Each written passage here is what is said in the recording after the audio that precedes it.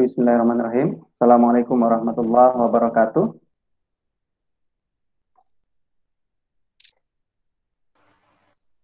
Waalaikumsalam warahmatullahi wabarakatuh. Oke. Selamat siang dan salam sejahtera untuk kita semuanya. Bagaimana kabarnya hari ini ya? Mudah-mudahan tetap sehat ya. Oke, jadi pada kesempatan ini kita pertemuan kuliah Kimia Organik 1 yang keempat ya, pertemuan yang keempat. Nah, sebagaimana informasi terdahulu ya pada pertemuan sebelumnya, ada diberikan tugas pendalaman materi ya, kemudian sudah dikirimkan melalui Classroom dan sudah ada saya cek beberapa tugasnya ya. Oke, sebelum kita lanjutkan, marilah kita berdoa sesuai dengan agama dan keyakinannya masing-masing. Mudah-mudahan kuliah yang kita laksanakan pada siang hari ini dapat bermanfaat ya, khususnya untuk kita, untuk kalian semuanya sebagai calon farmasis ke depannya ya. Berdoa dipersilakan.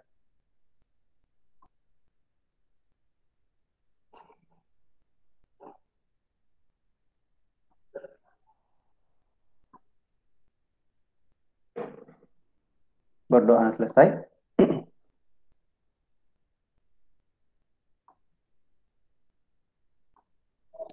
Oke, silakan boleh dibuka dulu untuk tugasnya, ya, biar kita bisa bahas ya. Mungkin tidak semuanya akan kita singgung, tapi ada beberapa yang kira-kira perlu saya bahas saja ya. Karena sebagian sudah sesuai lah jawabannya ya.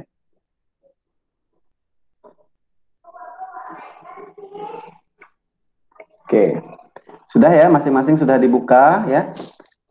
Kemarin soal tugasnya ini dikerjakan bersama dalam satu kelas ya. Harapannya bisa saling ajar mengajarkan sesama kalian dan juga bisa saling berdiskusi ya. Selain itu juga untuk meringankan beban kalian kalau dikerjakan individu ya. Tapi pada intinya adalah yang saya inginkan kalian mereview materi yang sudah dipelajari, juga mempelajari kembali materi yang sudah kita sampaikan. Jadi terus mengulang dan terus mengulang ya. Oke. Sudah nampak belum di layarnya? Di layar kalian yang saya tampilkan? Belum, Pak. Oh, belum ya.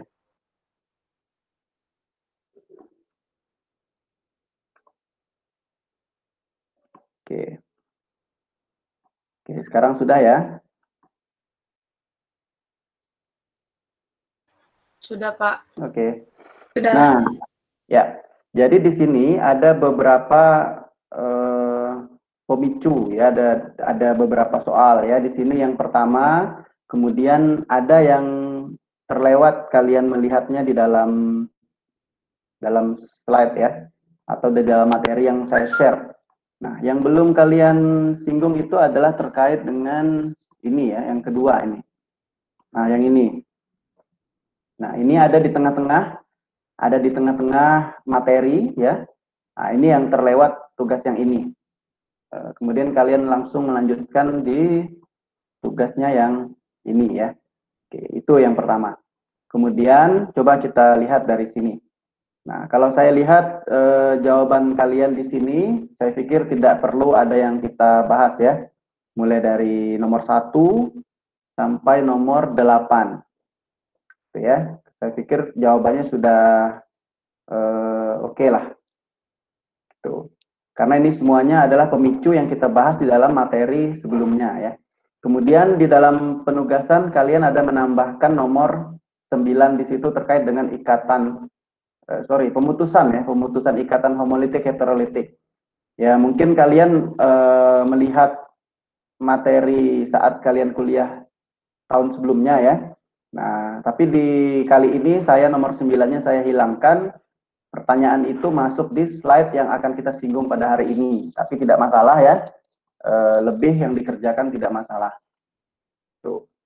Ya, karena terkait dengan ikatan ada hubungannya juga dengan materi yang akan kita bahas hari ini, pengenalan reaksi kimia dan mekanisme reaksi. Oke, saya pikir untuk yang pemicu yang satu ini sudah oke, tidak perlu dibahas. Jawabannya sudah kurang lebih lah ya. Oke, sekarang coba kita lihat yang ini, tugas yang kedua. Nah, ini yang terlewatkan, tapi saya pikir ini juga tidak sulit ya, karena hampir sama saja dengan poin yang ketiga ya, tugas yang ketiga. Nah, tugas yang ketiga ya, terkait dengan rumus Kekule dan Lewis. Nah, coba kita lihat dulu. Nah, untuk rumus struktur Lewis dan Kekule, sebelumnya juga sudah dijelaskan di pertemuan sebelumnya ya. Nah, di sini misalnya HCl ya, CH4, C2H2. Nah, ini saya pikir tidak ada masalah. Misalnya kalau HCl, kekulenya seperti yang tampak di layar ya, HCl. Jadi setiap garis itu merupakan satu pasang elektron yang membentuk ikatan. Nah, kemudian di Cl ini kan ada pasangan elektron bebas. Ada pasangan elektron bebas, ada 7. Nah, kalau di rumus Kekule tidak dicantumkan juga tidak masalah ya. Nah, bisa diabaikan untuk pasangan elektron bebasnya. Jadi seperti ini saja pun boleh. H garis Cl, boleh kalau Kekule. Tapi kalau struktur Lewis, itu bisa dituliskan dot ya, dot ataupun X biasanya kan untuk pasangannya. Nah, demikian juga CH4. Nah, kalau CH4, kalian harus mengingat kembali bahwa C itu memiliki elektron valensinya 4 ya, berarti memiliki tangan yang bisa untuk berikatan ada 4. Nah, maka di sini kalau CH4 berarti masing-masing ini ikatannya sp3 ya, tunggal, jadi CH4. Nah, kalau C2H2 ya, bagaimana agar bisa terpenuhi masing-masing ini, di mana C itu tangannya 4 berarti ada membentuk ikatan rangkap ya. Karena di sini C2H2, maka antar C dengan C itu terbentuk ikatan rangkap 3 atau sp. Nah, bagaimana dengan HNO3? Jadi sebagaimana materi yang di-share sebelumnya, saat itu putus koneksinya ya, tidak bisa mendengarkan ya, tapi sudah di-share materinya, bisa dibaca sendiri bahwa ada beberapa pengecualian ya, aturan oktet. Nah, ada beberapa pengecualian aturan oktet, ada beberapa kategori itu ya, ada yang bisa kalian lihat di materi yang saya share sebelumnya. Nah, coba kita lihat di sini HNO3. Kalau kita lihat dari segi rumus molekul, seolah-olah di sini H berikatan dengan N gitu ya, baru O berikatan dengan O3 ini berikatan dengan N gitu ya. Nah, tapi ternyata untuk melihat hubungan antara ikatan-ikatan, maka kita harus membuat rumus struktur ya agar lebih jelas. Nah, bagaimana untuk HNO3?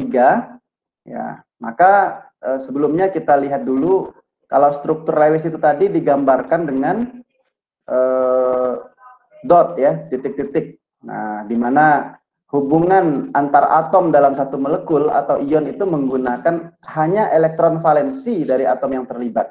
Kenapa elektron valensi saja yang digambarkan? Ya, karena elektron valensi itulah yang memiliki peran penting untuk membentuk ikatan dengan atom yang lain sehingga membentuk molekul. Gitu, atau dengan unsur yang lain sehingga membentuk molekul. Nah, sehingga di sini yang digambarkan adalah elektron valensi. Contoh C, nomor atomnya 6, berarti elektron valensinya 4. Karena 2, 4 gitu ya. Maka yang digambarkan 4. Karena di sini C-nya ada 2, berarti masing-masing C itu 4 ya. Sehingga untuk menjadi memenuhi hukum duplet ataupun oktet, maka C bisa berikatan dengan yang lain juga. Yaitu di situ ada H ya, hanya 6 misalnya. Nah, ini ada struktur Lewis, ada struktur Kekule seperti tampak di sini. Nah, jadi struktur Lewis ini kita bisa melihat bagaimana suatu atom itu terikat. Nah, bisa nampak di sini C berikatan dengan C, C berikatan dengan H. Nah, juga terlihat berapa banyak pasang elektron yang terlibat. Ada elektron ikatan, ada pasangan elektron yang bebas bisa terlihat. Gitu ya. Nah, jadi suatu atom itu akan memberi, menerima, menggunakan elektron bersama. Nah, itu seperti yang sudah dijelaskan sebelumnya. Bagaimana mereka untuk mencapai kestabilan, maka mereka itu bisa memberi elektron, bisa menerima elektron, bisa sharing, menggunakan bersama ya. Nah, untuk memperoleh kulit terluar atau elektron valensinya itu memenuhi hukum oktet atau 8 ataupun juga duplet ya. Nah, seperti itu. Itu Lewis. Kemudian bagaimana yang Kekule? Maka Kekule tadi digambarkan satu garis itu ada 2 titik elektron. Nah, kemudian kalau ada 2 garis berarti itu ikatan rangkap 2 gitu ya. Menunjukkan adanya 4 titik elektron. Seperti itu. Seperti yang gambar di sini. Nah, ini adalah struktur HNO3. Jadi ternyata tadi HNO3 H-nya itu justru berikatan dengan O. Nah, N berikatan dengan O-nya 3 gitu ya. Nah, seperti itu. Jadi penting kita mengetahui struktur Lewis gitu ya, menggambarkan struktur agar apa? Agar kita bisa melihat hubungan antara atom dengan atom itu bagaimana ikatannya. Terikat dengan siapa dia dan sebagainya. Seperti itu ya. Nah, kalau kita hanya melihat rumus molekul, kita tidak bisa melihat secara jelas bagaimana hubungan atau ikatan dari masing-masing atom ini. Oke, seperti itu ya. Nah, di HNO3 ini ikatan yang terbentuk adalah ada ikatan kovalen, ada ikatan kovalen koordinasi. Seperti itu, ada dijelaskan di materi kita ya. Nah, bahwa di HNO3 itu, nah kadang-kadang juga dalam menuliskan struktur ada aturan valensi yang tidak diikuti. Yang kemarin kita sebutkan di materi sebelumnya, itu ada pengecualian aturan oktet. Nah, contohnya lah seperti ini. Jadi ini tidak dipenuhi seluruhnya ya. Nah, coba dilihat di N itu. Di N ada berapa pasangannya? 1, 2, 3, 4, 5, 6, 7, 8. Kemudian kalau kita lihat di sini, O, misalnya O ada berapa di sini? 1, 2, 3, 4, 5, 6, 7, 8. Ya. Kemudian, nah kalau lihat di O yang paling kanan ada berapa ada berapa elektronnya? 1, 2, 3, 4, 5, 6, 7, 8. Nah. Oke ya. Nah, itulah yang kita sebut dengan ada ikatan kovalen koordinat di sini atau kovalen koordinasi ya, di mana elektron yang digunakan untuk membentuk ikatan itu berasal dari salah satu atom atau unsur yang lain, di mana unsur yang satunya hanya menggunakan bersama-sama. Nah, itu di sini bisa kalian lihat ada ikatan kovalen koordinasi di sini. Dan dia memiliki 2 ikatan kovalen dan 1 ikatan kovalen koordinasi. Nah, ciri-ciri ikatan kovalen koordinasi ini adanya pasangan elektron bebas dari salah satu atom yang dipakai bersama-sama. Nah, pasangan elektron bebas mana kira-kira nih yang bisa dilihat di sini? Nah, kalau di sini N. Nah, kemudian ada O di sini. Jadi di sini bisa kalian lihat. Nah, ini ada kedua elektron itu berasal dari N. Jadi N yang berikatan dengan O yang di atas itu, nah itu adalah ikatan kovalen koordinasi ya. Kenapa? Karena elektron yang membentuk ikatan untuk N dengan O yang di atas itu sumber elektronnya hanya berasal dari N satu pasang itu ya. Sementara O itu hanya menggunakan bersama-sama satu pasang elektron tersebut. Nah, makanya ini disebut dengan ikatan kovalen koordinasi. Jadi di dalam struktur HNO3 ini ada ikatan kovalen koordinasi dan ikatan kovalen. Nah, coba kita masuk ke sini. Nah, saya pikir untuk jawaban ini saya sudah lihat juga, mungkin saya hanya menambahkan ya. Menambahkan. Jadi bagaimana pentingnya ikatan kimia pada interaksi obat dan reseptor. Nah, gitu ya. Contohkan. Nanti kita lihat. Maka sebelum kita melihat, jadi ikatan kimia ini sangat penting ya dalam ilmu farmasi ini. Ya, tidak hanya dalam proses sintesis pembuatan ya, tapi sampai nanti ilmu farmakologi, terkait dengan aksi, toksisitas, aksi obat, toksisitas obat juga ada hubungannya dengan ikatan kimia ya. Karena apa? Adanya interaksi antara obat dengan reseptor itu yang sangat penting. Salah satunya ya. Nah, untuk memiliki efek maka obat itu kan harus berinteraksi gitu. Konsep dasarnya seperti itu, interaksi obat dengan tubuh atau sistem biologi atau sistem molekuler dalam tubuh. Nah, interaksi obat dengan tubuh gitu ya, konsep dasarnya seperti itu. Nah, ini adalah ilmuwan yang terkenal ya, Paul Ehrlich ini mendeskripsikan ikatan obat dengan reseptor itu. Nah, inilah kurang lebih bahwa obat itu akan memiliki aksi ketika mereka itu terikat atau berinteraksi. Nah, seperti itu. Jadi akan muncul aksi kalau ada interaksi. Nah, inilah kurang lebih inti dari pernyataan Paul Ehrlich ini. Akan muncul aksi kalau adanya interaksi. Mungkin itu sudah hukum alam lah ya. Tidak mungkin ada aksi kalau tidak ada interaksi. Kurang lebihnya ketika ada interaksi maka akan ada muncul aksi. Nah, untuk obat memiliki efek, maka obat dengan tubuh itu mesti berinteraksi, yaitu obat berinteraksi dengan reseptor, seperti itu ya. Nah, reseptor itu memang sudah ada di dalam tubuh ya, tempat spesifik yang ada dalam sel untuk berikatan ya, untuk obat itu berikatan. Dia bisa berupa protein di membran ya, sitoplasma, bisa di enzim, bisa di DNA. Nah, jadi tempat terikatnya obat itu yang terlibat langsung terhadap respon biologik ataupun aksi obat itu ya. Nah, sehingga obat itu nanti bisa beraksi, bisa menimbulkan efek gitu. Nah, nanti untuk obat berikatan ini bisa dalam bentuk kanal ion, bisa dalam bentuk enzim, bisa dalam bentuk reseptor. Nah, secara umum istilahnya itu adalah reseptor. Maka nanti kalau misalnya obat yang berikatan dengan kanal ion, ada nanti kalsium kanal blocker ya, contoh golongan obatnya. Ada yang berinteraksi dengan enzim, misalnya captopril ya, S inhibitor, angiotensin converting enzyme inhibitor, itu berikatan dengan enzim dan sebagainya ya.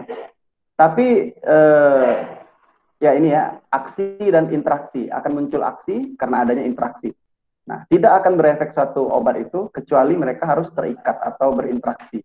Jadi harus terikat. Nah, ikatan antara obat dengan reseptor ya membentuk kompleks obat reseptor sehingga menimbulkan efek. Nah, ini mekanisme kunci gembok atau indus fit. Ya, banyak teori tentang ikatan ini ya. Nah, seperti itu. Jadi ligan itu adalah obat. Di sini obat sebagai ligan itu adalah obat berikatan dengan reseptor. Bentuk kompleks obat reseptor sehingga bisa menimbulkan efek. Nah, jadi walaupun kalian juga harus mengetahui bahwa untuk obat menimbulkan aksi itu tidak semuanya harus dengan berikatan dengan reseptor ya, karena ada dua mekanisme besar secara umum. Mereka bisa menimbulkan efek obat itu ya, ada dua mekanismenya setidaknya kalau kalian belajar di farmakologi.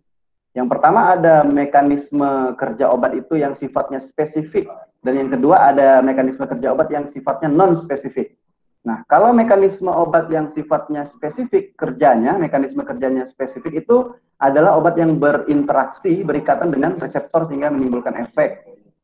Nah, bisa berikatan dengan ion, kanal ion, bisa berikatan dengan enzim, ya, bisa berikatan, intinya dia berikatan dengan reseptor seperti itu.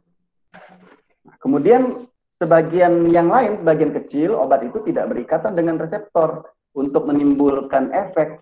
Mereka hanya bekerja non-spesifik. Bagaimana caranya? Dengan sifat fisika kimia mereka. Contohnya ada obat antasida.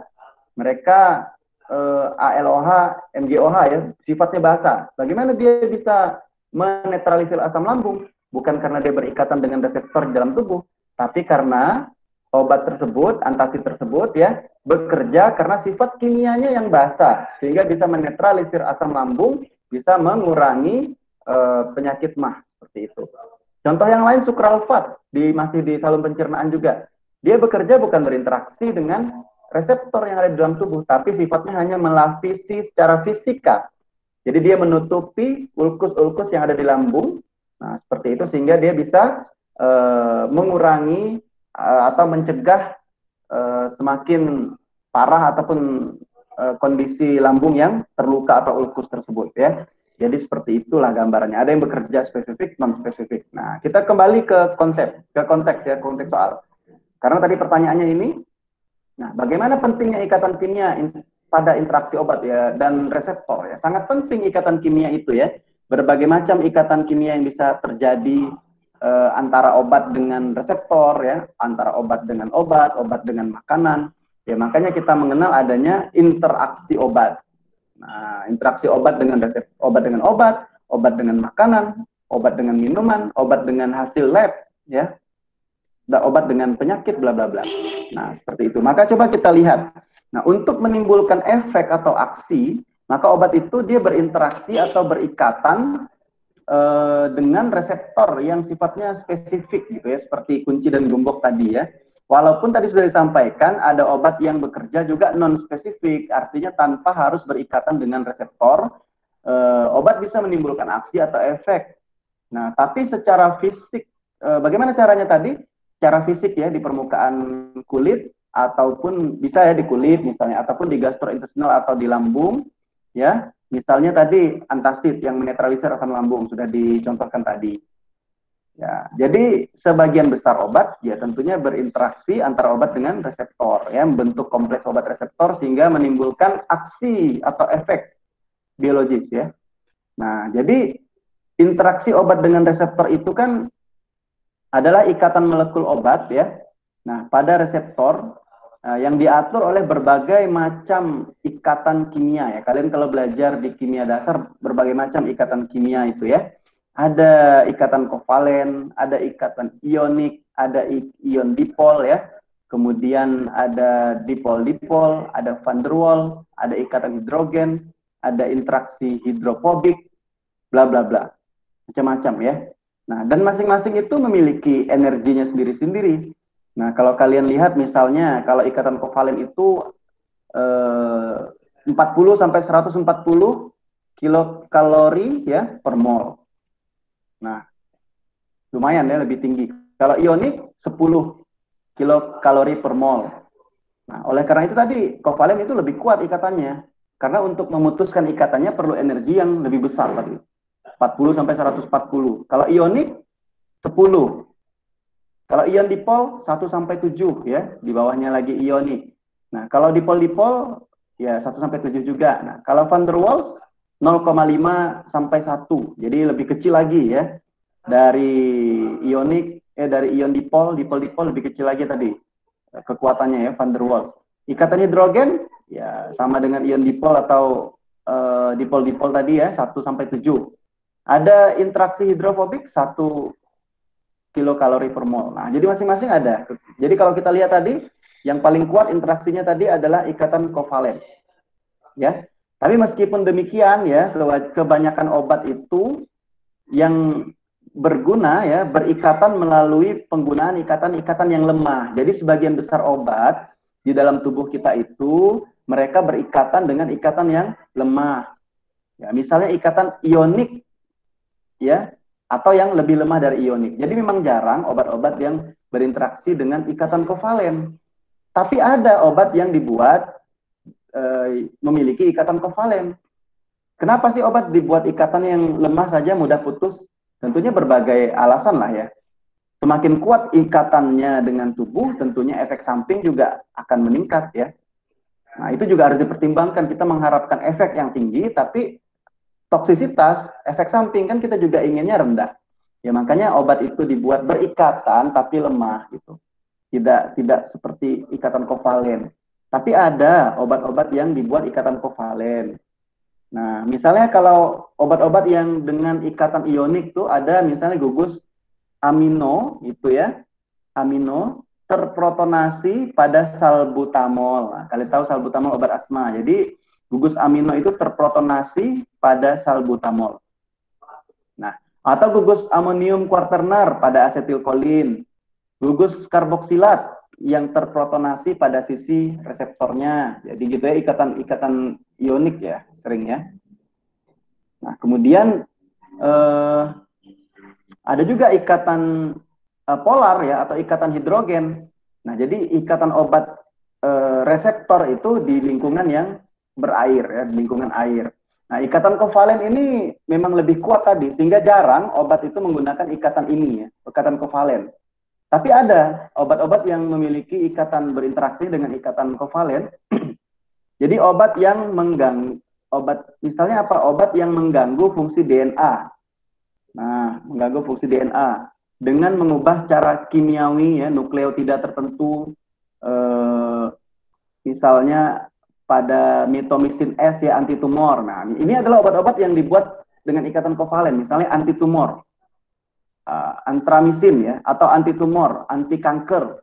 Nah, di mana kovalen ya, jadi dia membentuk ikatan kovalen dengan guanin misalnya pada lekukan di DNA itu. Nah, jadi DNA itu kan ada basa ya, ada basa. Salah satunya kan guanin. Jadi mereka berikatan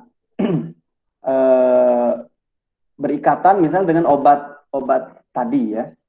Nah, misalnya kalau tadi anti tumor ya, antara mitomycin S ya, berikatan kovalen dengan DNA. Nah, seperti itu contohnya. Contoh yang lain tadi ya.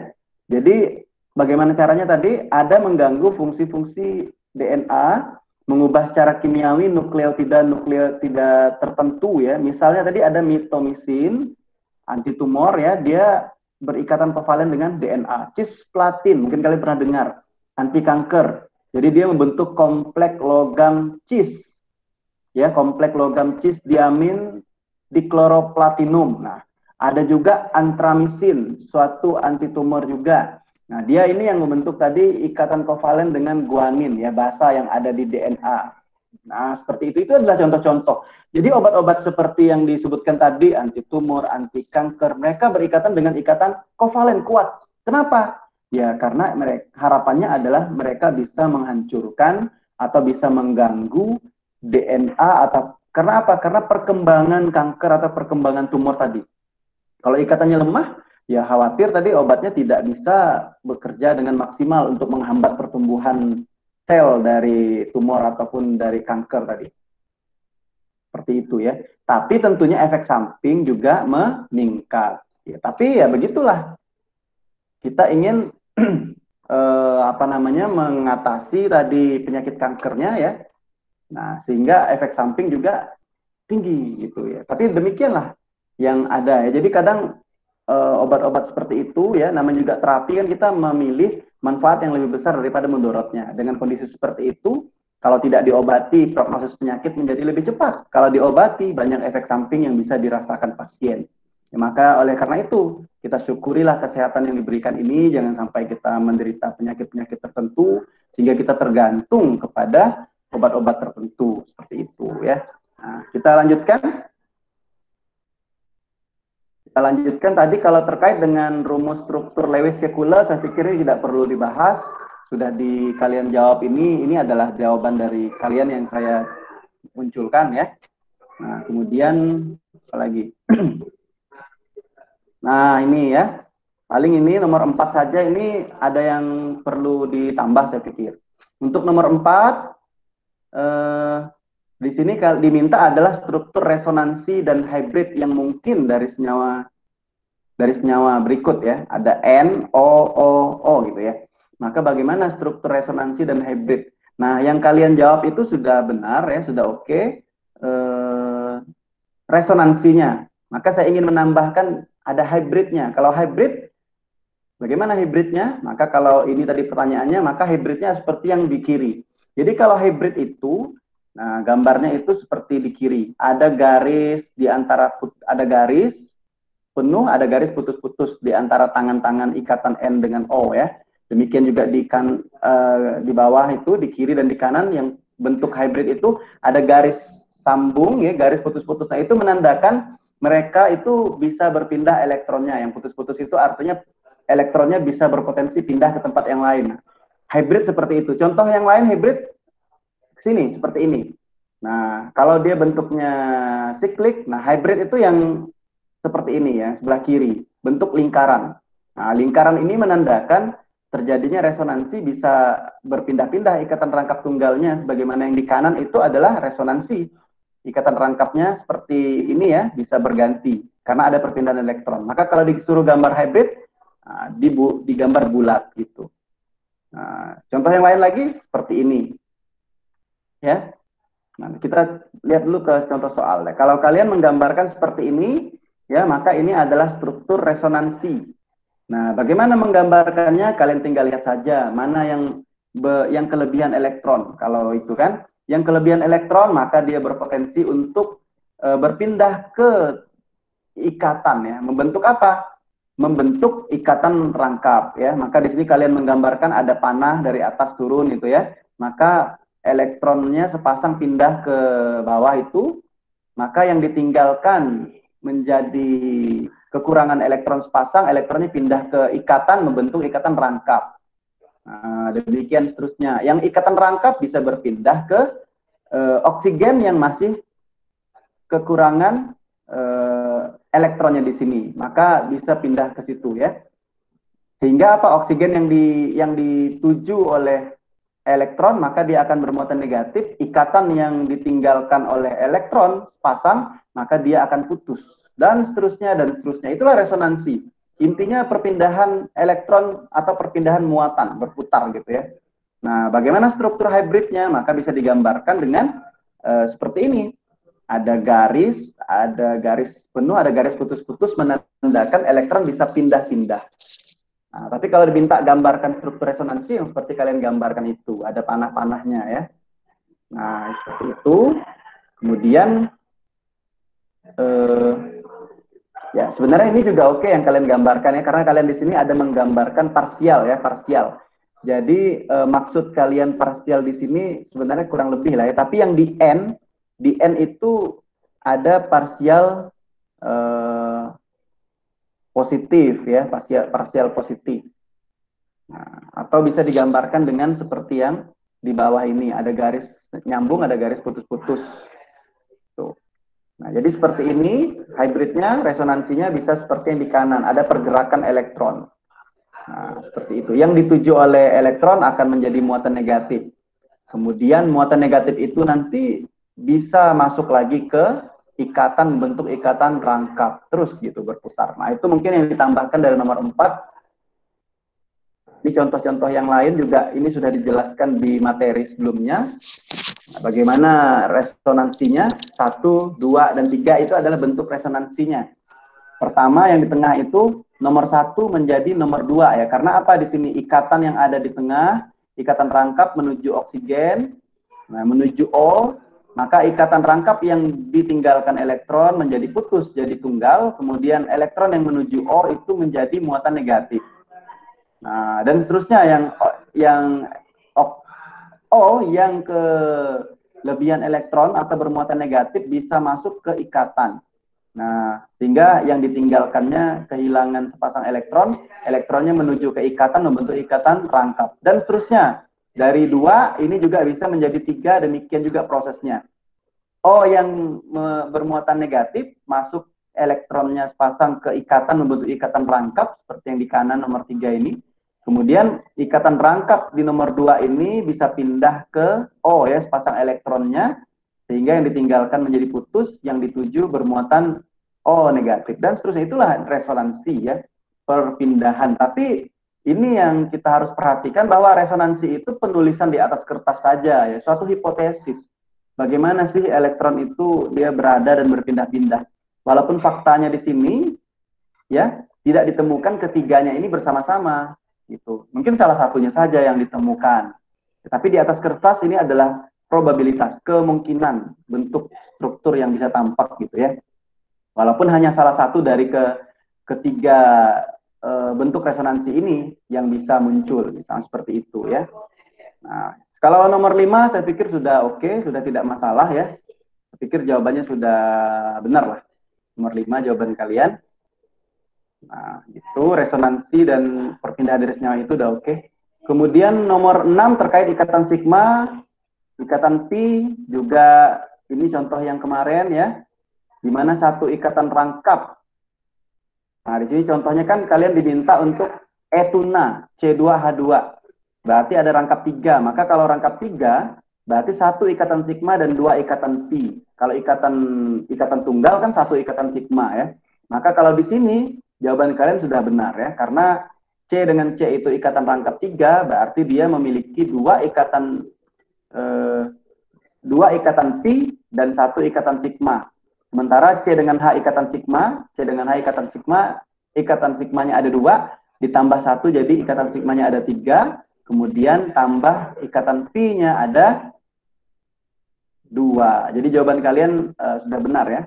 Nah, sekarang tinggal yang saya pikir untuk diluruskan adalah yang 7 ya, nomor 7 itu sebenarnya kurang tepat yang 7 jawaban kalian ya. Karena kalian menjawab di nomor 7 itu SP3, SP2, SP3, SP3, SP2, SP2 gitu saja ya. Sementara ikatan Linus Pauling itu dia akan melihat ikatan yang terbentuk itu ikatan sigma atau ikatan pi. Dan ikatan sigmanya antara apa dengan apa, ikatan pi-nya antara apa dengan apa orbital yang terikat ya. Maka kalau C1 dengan C2, di situ kita lihat antara CH3 dengan apa namanya ini CH itu adalah ikatan sigma karena ikatan tunggal ya. Maka jawabannya seperti yang saya munculkan ini di layar ya, ikatan sigma. Nah, ikatan sigma antara apa, dalam kurung itu artinya antara apa dengan apa ya, sesuai urutan. Nah, kalau C1 berarti itu kan SP3. Kenapa? Karena CH3 itu SP3 ya, rangkap tunggal. Karena ini ikatan tunggal, maka dia SP ya. Tapi yang CH3 itu SP3. Sementara yang CH itu SP2. Kenapa SP2? Karena CH itu sebelah kanan ada ikatan rangkap ya dengan CH satunya. Ya gitu. Kemudian yang B kita lihat antara C2 dengan C3. Nah, C2 dengan C3 itu adalah CH rangkap 2 CH. Maka ini karena ikatan rangkap, satu ikatan rangkap 2 kan memiliki satu ikatan sigma dan satu ikatan pi ya, seperti yang tadi kan ya. Nah, setiap ikatan rangkap 2 itu satu ikatan sigma dan satu ikatan pi. Ikatan sigmanya antara apa dengan apa? CH2 itu SP2 ya, karena rangkap 2 dengan SP2 juga. 2 dan 3 ya. Kemudian ikatan pi-nya antara orbital P dengan orbital P. Nah, karena yang membentuk ikatan pi itu adalah orbital P ya. Tuh. Karena kan tadi di dalam satu ikatan rangkap 2 itu memiliki satu ikatan sigma dan satu ikatan pi. Nah, kita lihat lagi yang C4 dengan O. C4 dengan O berarti karbonil, C rangkap 2O. Maka ikatannya adalah ikatan sigma, karena rangkap 2 ya, satu sigma dan satu pi. Sigmanya antara SP2 dengan SP2, kemudian ikatan pi-nya antara orbital P dengan P. Nah, kita lanjut yang D, ikatan C6 dan C7. C6 dan C7 itu ikatan sigma, tunggal.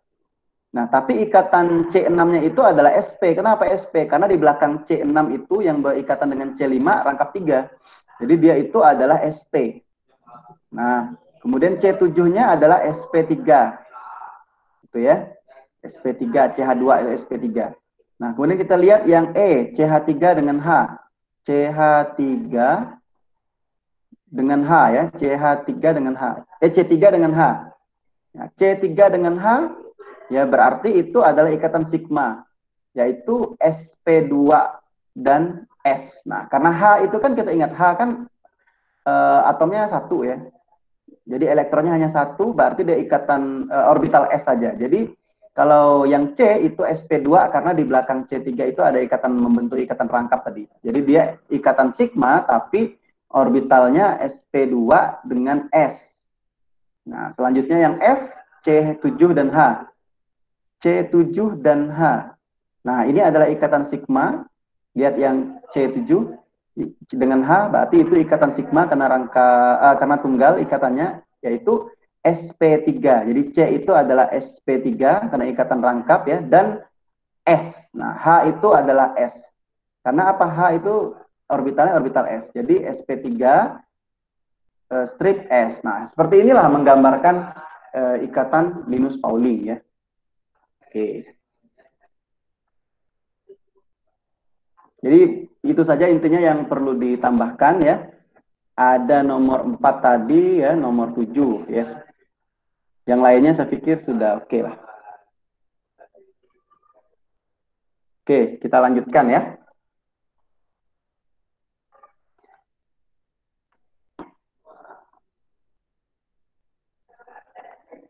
Oke, kita tutup yang tadi.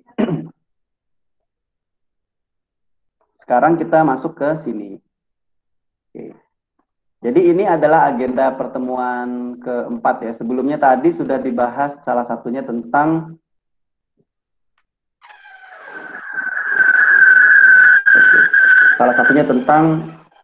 ikatan, ya, ikatan kimia ya, molekul ya. Kemarin sudah dilihat bagaimana pembentukan atau penggabungan ya, ada hibridisasi orbital ya. Bagaimana orbital masing-masing itu bisa membentuk hibrid atau kombinasi bergabung ya, membentuk orbital molekul.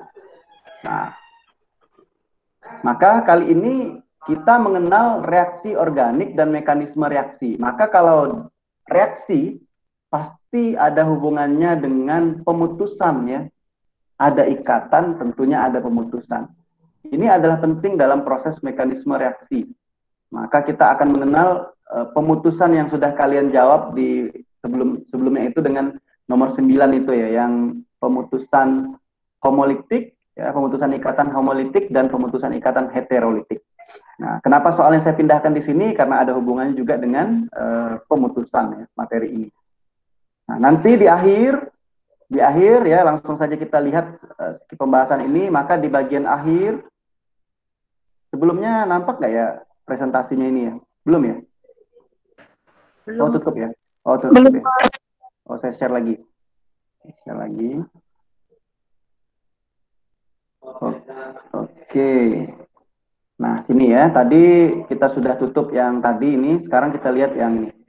Nah, mungkin sekarang sudah mulai nampak ya. Ini adalah materi yang keempat ya. Pengenalan reaksi dan mekanisme reaksi. Tadi penting adalah pemutusan ikatan. Nah, seperti itu ya.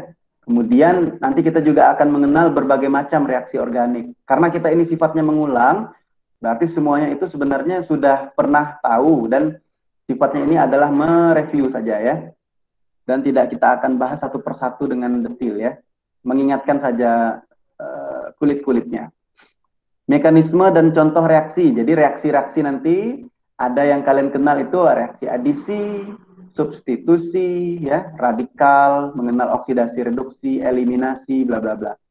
Nah, sehingga penting untuk materi berikutnya kalau misalnya membahas alkana, alkena, alkuna, dan bla bla bla, itu kan tentunya masing-masing memiliki reaksi, mekanisme reaksinya. Bagaimana nanti pembentukan produk, misalnya nanti kalau belajar tentang alkohol ya, bagaimana membentuk alkohol, mensintesisnya, dan bagaimana caranya mendegradasinya, misalnya.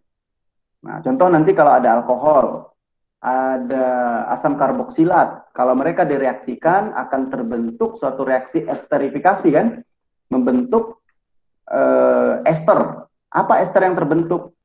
Nah, dia akan misalnya kalau misalnya alkohol tadi, etanol ya, dengan asam karboksilat ya akan terbentuk misalnya asam asetil salisilat atau aspirin. Nah, itu kan adalah gugus ester. Bagaimana caranya mendegradasi ester ya? Kebalikannya berarti karena gugus ester itu salah satu sifatnya mudah terhidrolisis. Maka dengan adanya air dia bisa terhidrolisis menjadi apa? Menjadi penyusunnya.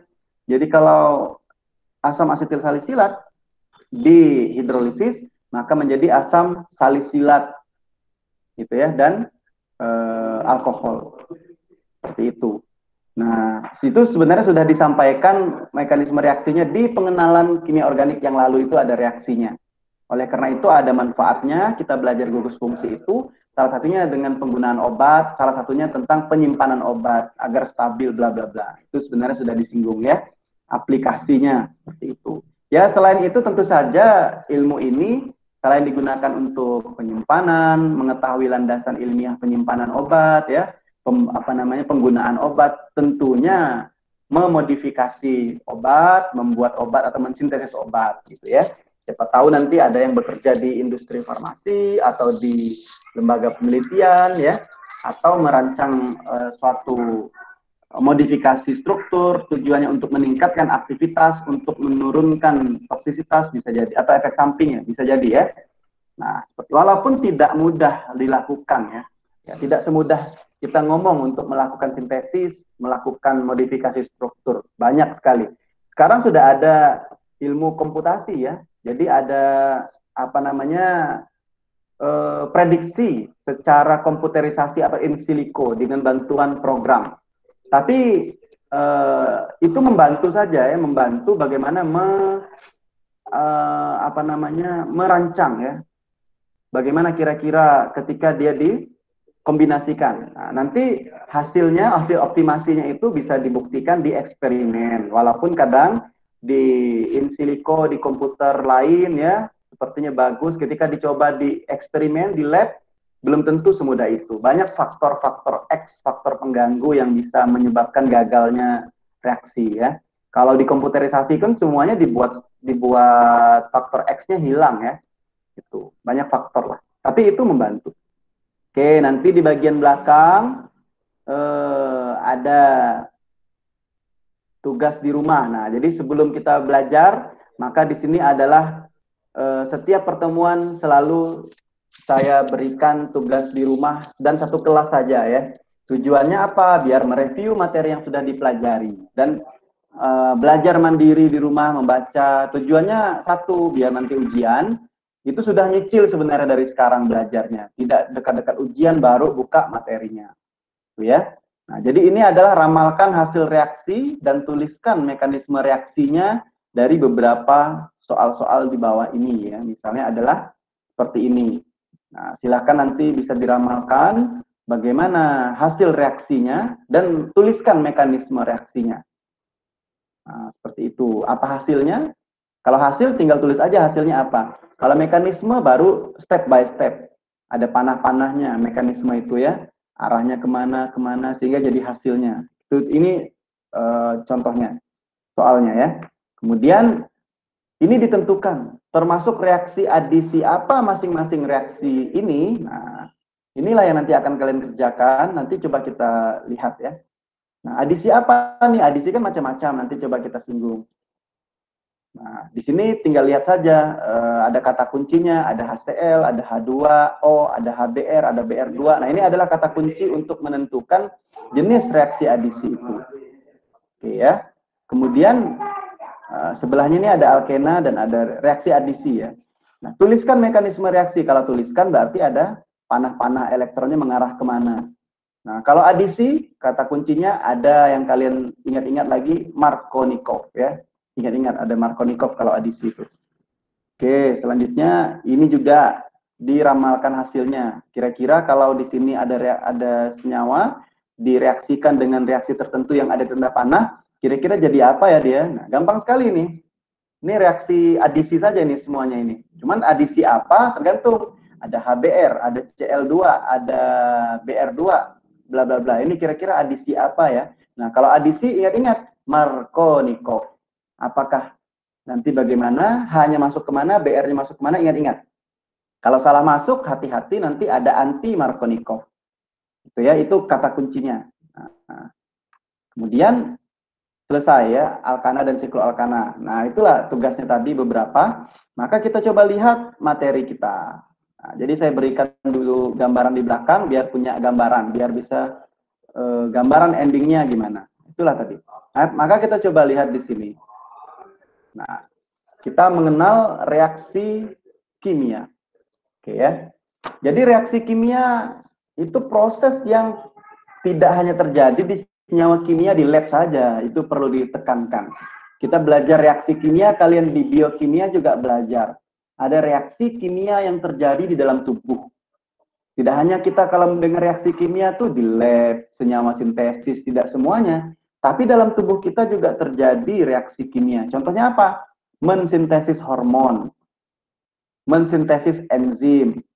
Nah, itu kan adalah contoh-contoh reaksi kimia yang ada di dalam tubuh. Bagaimana proses metabolisme terjadi dalam tubuh, nah itu kan adalah mekanisme reaksi. Ada pembentukan, ada penguraian. Nah, kalau dalam dunia farmasi, reaksi kimia itu memang untuk mensintesis obat, ya, salah satunya. Gitu ya.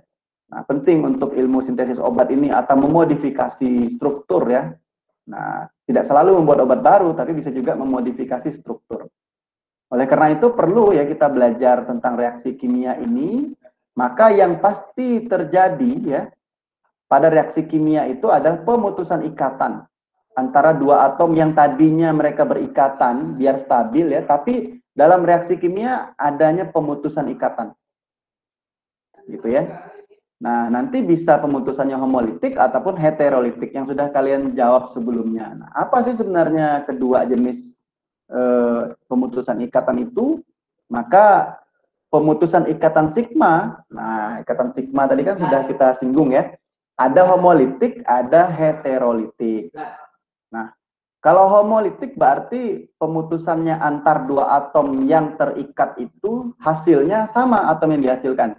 Jadi dia ditandai dengan pancing ya, panah pancing, jadi setengah. Ya, jadi dia nanti bergerak satu ke kanan, atom yang kanan, satu ke kiri ya, elektronnya. Nah, sehingga dia menghasilkan pembagian elektron hasil pemutusannya itu sama.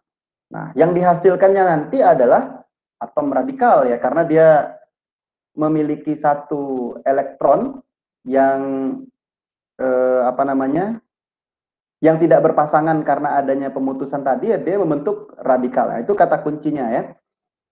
Nah, kemudian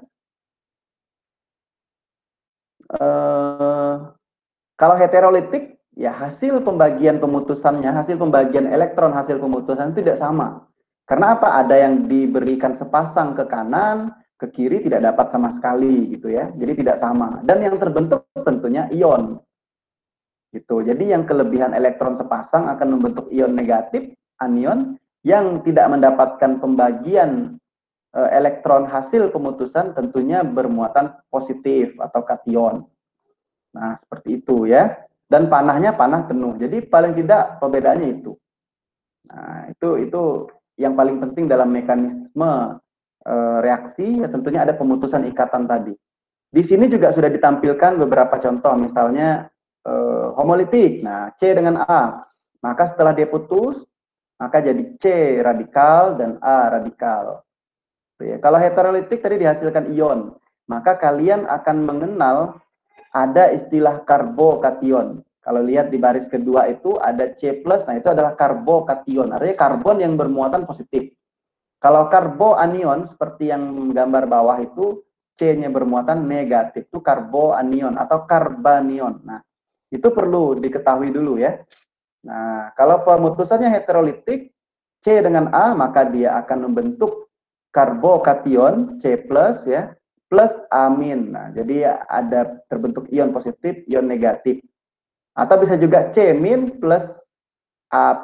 Jadi tergantung ya, apakah yang terbentuk nanti karbokation atau karboanion, tergantung arah elektronnya kemana nanti. Kalau arah elektronnya menuju ke A, maka C yang ditinggalkan elektron bermuatan positif jadi karbokation. Sementara A yang ditujunya bermuatan negatif atau anion. Demikian sebaliknya, kalau elektron menuju ke C, ya C yang ditujunya maka C akan membentuk karbanion atau karboanion. Sementara A yang ditinggalkannya menjadi kation. Nah, jadi itu tadi ya gambarannya. Nah, dikatakan radikal itu ya kalian ingat-ingat ada konsep oksidan ya.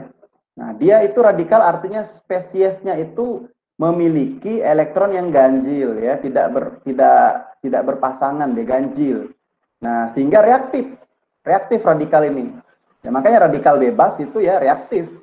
Maka adanya antioksidan itu untuk menetralisir radikal bebas ya, agar dia tadi bisa stabil dan tidak mengganggu. Gitu ya. Kalau berikatan di tubuh bisa menyebabkan apa namanya kanker dan sebagainya. Gitu ya. Nah, ini adalah beberapa contoh reaksi ya, terkait dengan pemutusan homolitik. Nah, kalau kita lihat, misalnya dialkil peroksida, nah kalau pemutusan homolitik, pancing setengah ya, satu ke kiri, satu ke kanan, pembagiannya sama. Nah, yang dibagikan sama setelah mereka terputus ya. Nah, kemudian kita lihat lagi. Nah, ini contoh-contoh yang lain nanti kalian bisa untuk dibaca lebih lanjut ya, sudah jelas deskripsinya di sini. Tapi intinya kurang lebih seperti itu. Oke, mohon maaf, suara saya terdengar jelas nggak ya? Karena hujan di sini. Dengar, Pak. Dengar ya? Jelas ya? Oke. Ya, mudah-mudahan tidak mengganggu ya, suara hujan baru turun, Pak. Oke, kita lanjut. Nah, kalau tadi kan karbokation. Kalau karbokation, nah ini adalah contoh ya. Jadi misalnya ada CCl. C dengan Cl ini kan bisa putus, ikatan C dengan Cl. Maka kira-kira apa yang terbentuk, mengarah kemana potensinya pemutusan ini? Maka kalau kita lihat, dia bisa mengarah ke Cl ya, karena Cl ini kan memiliki elektronegativitas yang lebih tinggi. Jadi elektron yang ada di C dan Cl ini, ya bisa elektronnya mengarah ke Cl, ya, yaitu pemutusan heterolitik ya. Jadi sepasang dia mengarah ke Cl sehingga Cl kelebihan elektron menjadi Cl min. Sementara C yang ditinggalkan sepasang ya, maka di kekurangan elektron jadi C plus atau karbokation. Nanti kalau terbentuk mekanisme reaksi, ya kuncinya adalah tinggal kalian pasangkan saja. Yang negatif pasangkan dengan yang ion positif, demikian sebaliknya ya. Nah, tapi yang paling penting ketahui dulu putusnya gimana. Ini yang karbokation atau karbonium. Nama lainnya karbokation, karbonium. C plus ya. Kalau karboanion itu karbonium atau karbanion ya. Karboanion itu karbanion atau C-nya negatif. Nah, ini contohnya. Nah, C-nya negatif ya. Kalau tadi kan C-nya yang positif. Nah, maka kalau C-nya negatif, karbanion dia menyerang ya. Dia bisa menyerang asam Lewis yang lain. Ingat, yang bergerak itu adalah yang memiliki muatan negatif ya. Jadi yang positif itu selalu diserang. Jangan tanda panahnya terbalik. Tuh ya. Jadi yang bergerak itu panahnya dari negatif ke mengarah ke yang bermuatan positif. Tuh. Nah, ini contohnya.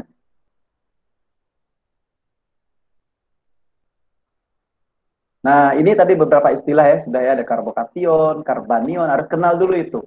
Kation, ada istilahnya anion, nah ada lagi istilahnya nukleofil, ada elektrofil. Nah, nukleofil atau Nu atau Nu min gitu ya, itu adalah nukleo, berarti inti, fil, suka ya, suka inti. Nah, segala sesuatu yang suka inti, kita tahu yang namanya inti dari suatu atom itu kan bermuatan positif. Gitu ya. Berarti segala sesuatu yang bermuatan positif atau yang suka inti pasti dia negatif. Ya. Jadi nukleofil maka dinotasikan juga Nu gini atau Nu min gitu ya. Itu artinya dia bermuatan negatif. Jadi nukleofil itu adalah segala sesuatu yang bermuatan negatif. Elektrofil, fil suka, elektron negatif. Jadi suka negatif. Maka elektrofil lambangnya adalah E plus. Nah, seperti itu ya. Atau dia bermuatan positif. Jadi segala sesuatu yang bermuatan positif, nah dia itu suka dengan yang negatif kan gitu. Suka negatif, berarti dia sendiri itu adalah plus gitu. Karena dia ini masih normal. Hukum alam kan begitu. Kecuali manusia saja ya. Kebebasan ya, hak asasi manusia gitu. Alasannya homo ya, gay, segala macam. Nah, berarti itu sudah melanggar hukum alam. Tuh ya, melanggar fitrahnya. Walaupun mereka beralasan itu hak asasi manusia. Nah, seperti itu. Ya. Nah, ini dijelaskan tadi. Maka pasangannya kalau elektrofil ya pasangannya dengan nukleofil. Nah, seperti itu. Oke ya. Ada lagi kalian akan mendengar nih. Nah, kalau arah panah dari mana? Kalau arah panah itu tadi dari nukleofil ke elektrofil. Dari yang bermuatan negatif ke bermuatan positif. Nah, karena apa? Proton itu tidak bergerak. Yang bergerak itu elektron. Jadi elektron yang menuju proton. Kalian tahu dalam ikatan kimia yang penting juga adalah elektron kan ya, khususnya elektron valensi. Kenapa? Karena elektron memiliki massa yang jauh lebih ringan. 1/1800 lebih ya kemarin ya.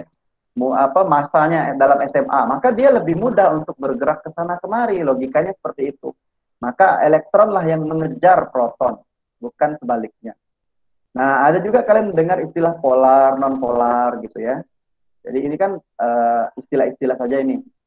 Jadi kalau polar itu artinya atom-atom yang memiliki elektronegativitasnya yang berbeda. Itu istilah dalam dalam kimia ya.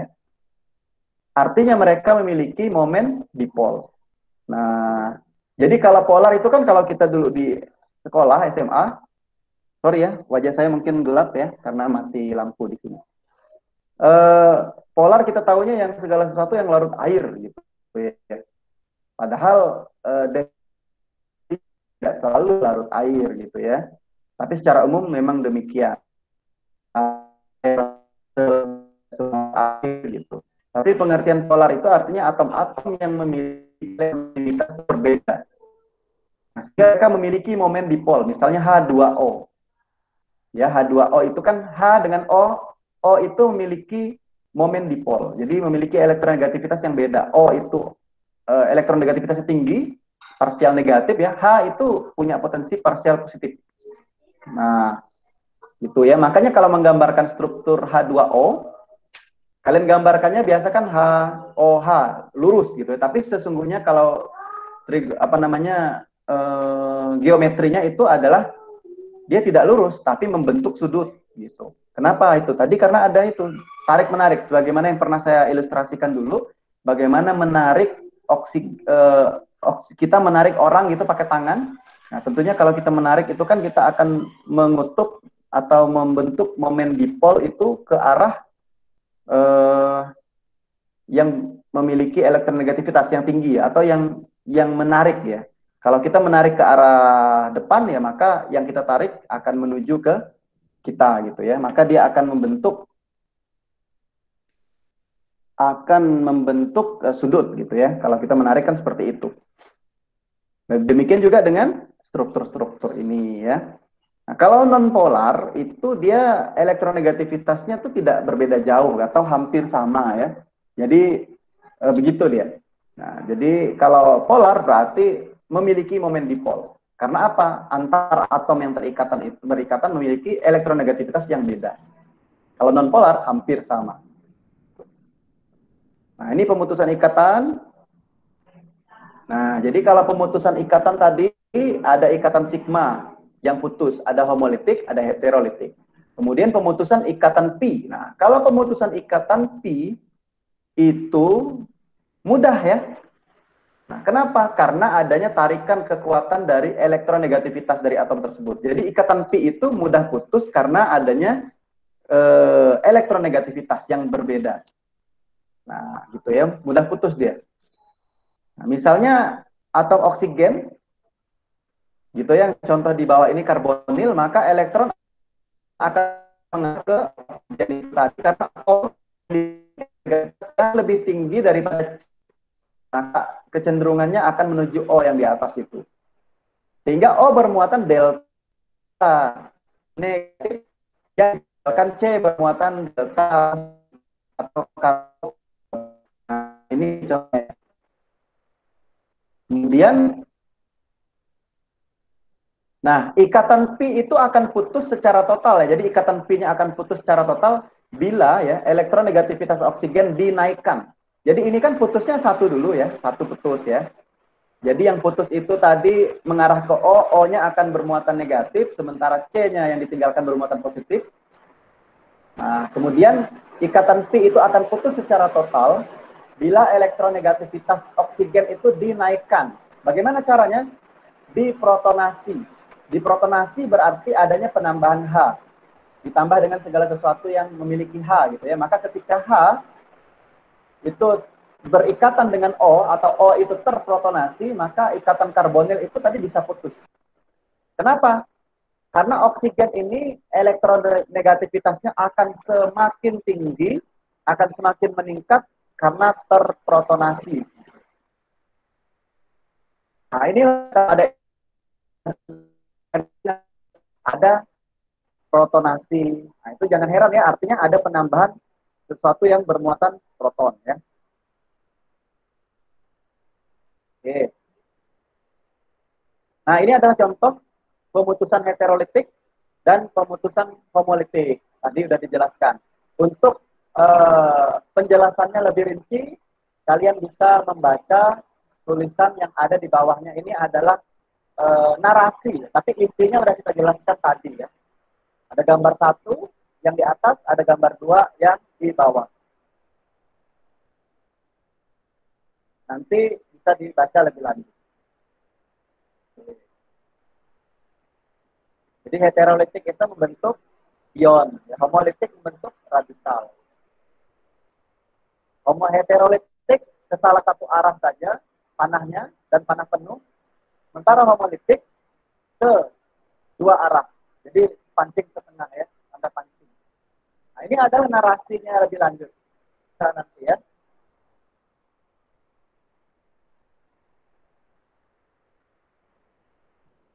Jadi dalam sintesis obat, pemutusan yang terjadi ya yang digunakan itu adalah heterolitik.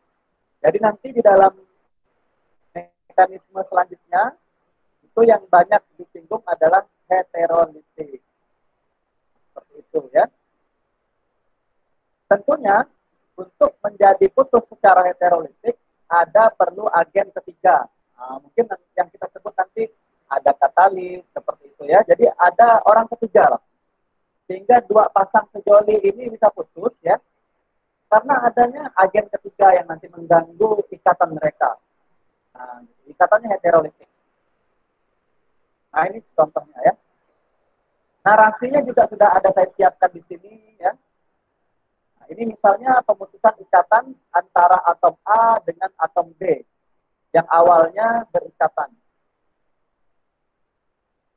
Jadi misalnya kalau atom B memiliki elektronegativitas yang lebih besar daripada A, maka elektron ikatan A dengan B ini potensinya adalah menuju ke B. Karena apa? B itu kecenderungan menarik pasangan elektron itu lebih tinggi. Gitu.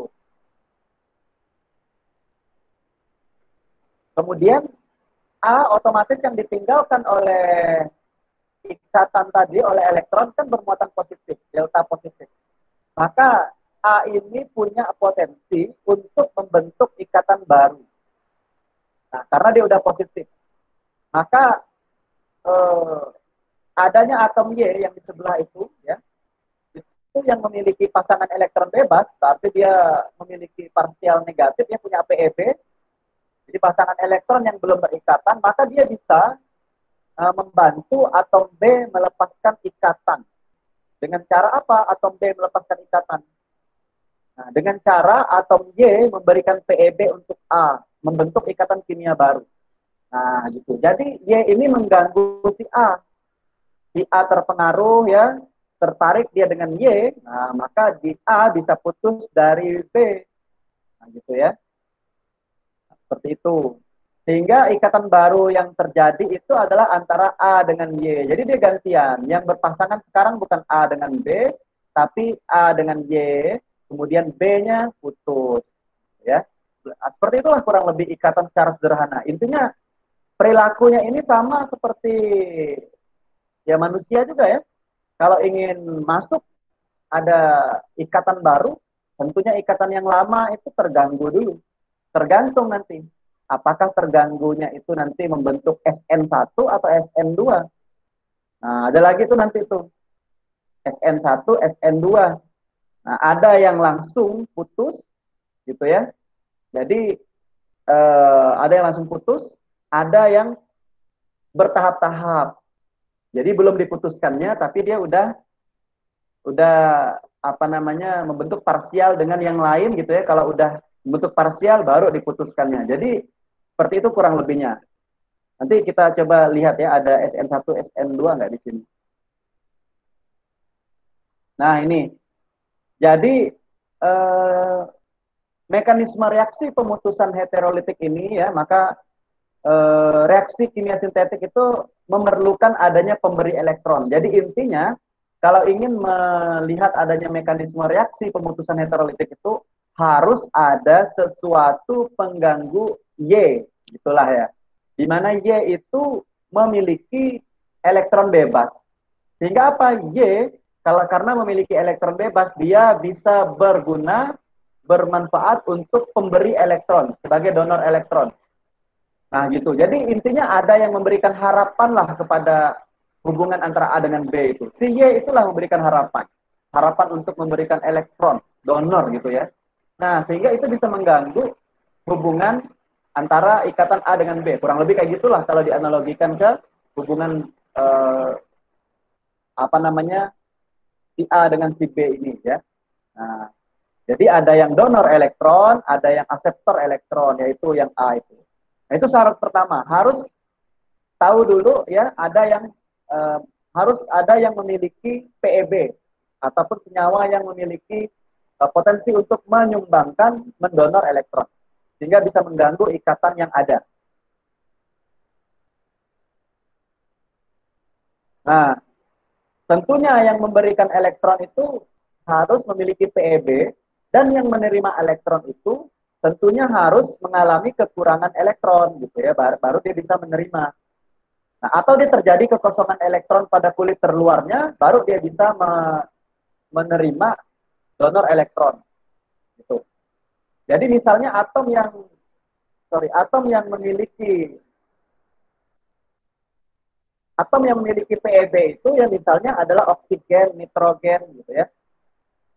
Itu yang memiliki pasangan elektron bebas yang berpotensi untuk menyumbangkan elektronnya kepada A tadi ya. Misalnya oksigen, nitrogen itu punya potensi. Nah, itu contohnya oksigen, nitrogen itu contohnya ada pada air, H2O, ada pada amina, NH3, dan masih banyak senyawa-senyawa yang lain yang punya potensi untuk menyumbangkan elektronnya, ya. Yaitu ada O, ada N.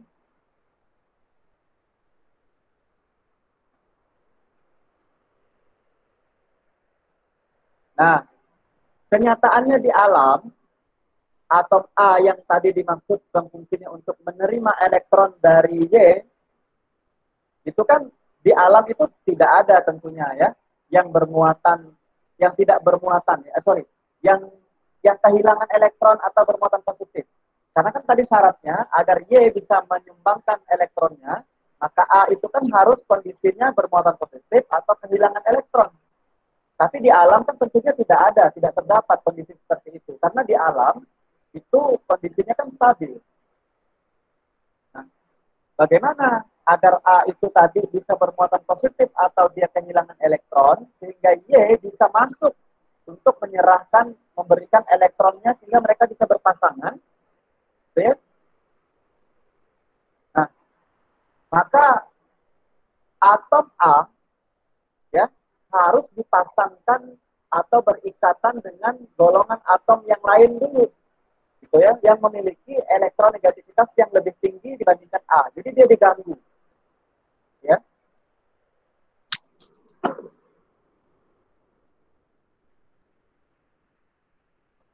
Jadi dia diganggu dengan cara atom A itu dipasangkan dengan atom yang memiliki elektronegativitas yang lebih tinggi daripada A. Misalnya apa? Direaksikan dengan halogen. Ada Cl, Br, I, O, N, gitu ya. Nah, atom-atom itu yang nanti disebut dengan gugus pergi atau linking group. Jadi seperti itu. Jadi dia dipancing dulu atau dia diberikan katalis lah seperti itu ya. Untuk membuat atom A itu tadi dia kehilangan elektron. Sehingga A nanti jadi positif. Kalau A sudah positif, barulah Y bisa menyumbangkan elektronnya. Baru dia bisa berikatan. Jadi semakin tinggi elektronegativitas dari atom yang ditambahkan itu tadi ya, maka semakin baiklah gugus perginya untuk membuat A itu bermuatan positif. Nah, ini adalah salah satu kunci.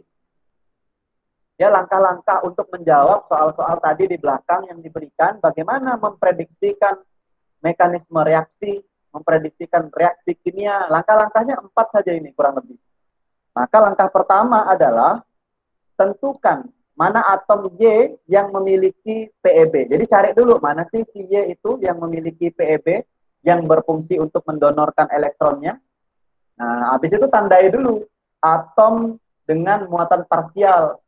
Ada parsial negatif yang memiliki PEB dan parsial positif yang akan ditinggalkan gitu ya. Nah, yang ketiga baru berikan tanda panah pergerakan elektron. Seperti tanda panah pemutusan heterolitik ya. Nah, seperti panah-panah tadi. Baru yang keempat, tuliskan hasil reaksi pergerakan elektronnya. Jadi 4 ini langkahnya. Nah, ini contoh. Contoh kita di sini ada senyawa NH3, NH3 dan ada CLH. Nah, jadi ada senyawa CLH di sini atau HCl ya, HCl. Maka bagaimana caranya agar HCl-nya ini putus? Kan gitu. Maka ini pemutusannya heterolitik. Maka